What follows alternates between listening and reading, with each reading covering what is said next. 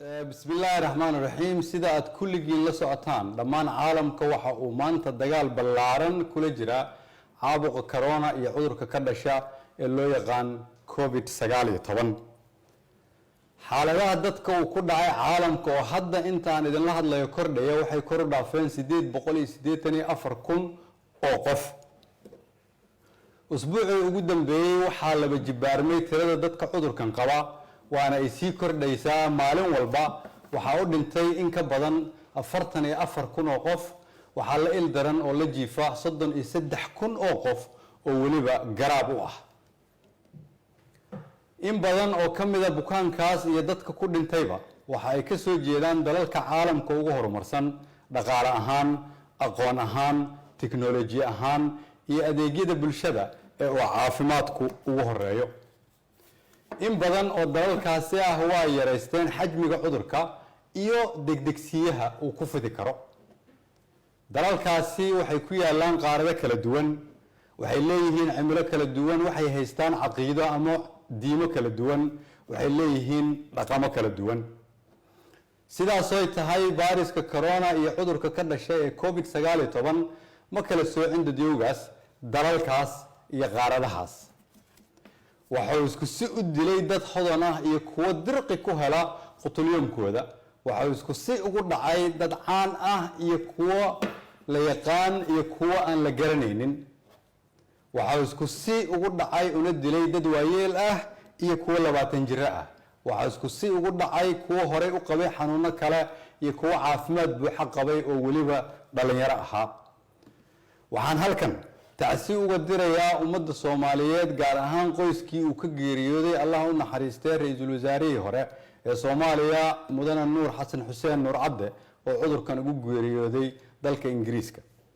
وعن سيدو كلا تعسي وقدريا قويسكا مواطنين الصوماليات عذر كان جيريودي ضافها عالمك قال أهان ذلك سويدن إنجليزكا دنمارك نروي يمالها كلا walaalayaal maadaama cudurkani si xoogan u socdo kuna soo badanayo geeska Afrika waxa muhiim ah inaan xoojino foojignaanteena waa inaan aqbalnaa inaan ku jirno xaaladan caadi ahayn oo aan garwaaqsanaa in cudurkani dhab yahay sidaas daraadeed waa inaan muujinaa foojignaan dheeri ah si aan dadkeena u badbaadino cudurkan sida safmarka ah u dilaya dadka waa cadow laga guuleysan karo lagana guuleysan doono haddii Ilaahay yiraahdo kasoo awoodda dhaqaale iyo tan aqooneed ee lagula tacaalo bukaanka haddana dawada ugu wanaagsan ee ilaa iyo hadda la isku raacsan yahay waa ka hortagga guusha ama fashilka dadaalka ka hortagga waxay marka ugu horeysa ilaa iyo xad ku xiran yihiin qofka ama shakhsiga marka xigana waxay ku xiran yihiin dhaqanka umadeed iyo sida ay u dhageystaan ama ugu hoggaansamaan qorshayaasha iyo tallaabooyinka madaxdooda talooyinka madaxdooda iyo howlwadaanadooda caafimaadka si looga hortago cudurkan kuma filno dawladda federaalka kaligeed kuma filno dawlad goboleedyada kaligood kuma filno adeegayaasha caafimaadka kaligood waxaan u baahannahay garabkiina dhagihiina qalbigiina xooggiina iyo waatan ugu muhiimsan dareenkiina oo buuxa sidaan hore u sheegay waxa ilaa amar dambe xirnaan doona duulimaadyada dibadda iyo gudaha si looga hortago cudurkan waxa ilaa amar dambe si xirnaan doona iskuulada dugsiyada quraanka iyo jaamacadaha waxa kale oo lagama maarmaan ah in la joojiyo dhammaan xafladaha iyo isku imaatinka sababtoo ah cudurkan waxa lagu kala qaadaa isu dhawaashaha iyo istaabashada waxaa muhiim ah in qofkii awooda uu gurigiisa joogo lagu cibaadeysto guryaha qof walibana u duceeyo dalkiisa iyo dadkiisa walaalayaal aan si wada jir ah uga shaqeyno badbaadinta ummadeena iyo jabinta cudurkan safmarka ah awoodda dawladnimo oo dhan ayaan u isticmaali doonaa si aan ummadeena uga badbaadino saameynta cudurkan waa inaan sameynaa diyaar garowga ugu badan iyo ka hortagga ugu mudan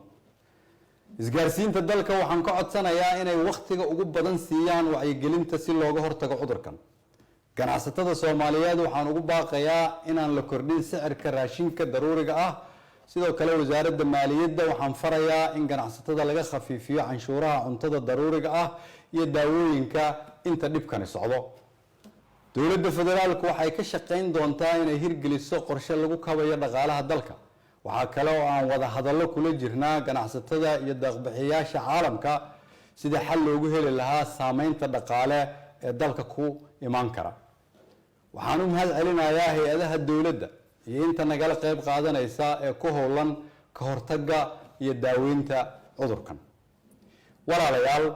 dhakhaatiirta adduunka iyo kuwa dalkeennuba waxay noo sheegayaan in cudurkani halis yahay, dilaa yahay, ayna waajib tahay inaan kulligeen nafteenna iyo nafta walaalaheenba ka badbaadino. fadlan aanu fahamno sida uu khatarta u yahay cudurkani, qaadanana talooyinka hay-adaha caafimaadka. adigoo mahadsan kulligiin, fadlan ilaaliya dalkiina iyo dadkiina oo ka bilaaba naftiina. waa mahadsantihiin.